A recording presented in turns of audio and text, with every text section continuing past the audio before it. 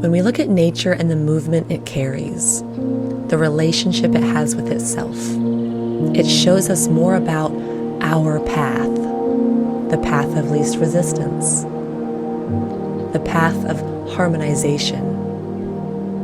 Because when we are in tune with nature, because we are nature,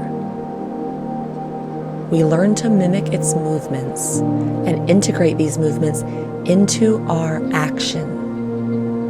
We therefore learn to move with ease because we are in tune with ourselves. So we should pay more attention. We should be more present so we can join the dance and enjoy our lives. When your days become easy, this is when you know you're living in rhythm with nature.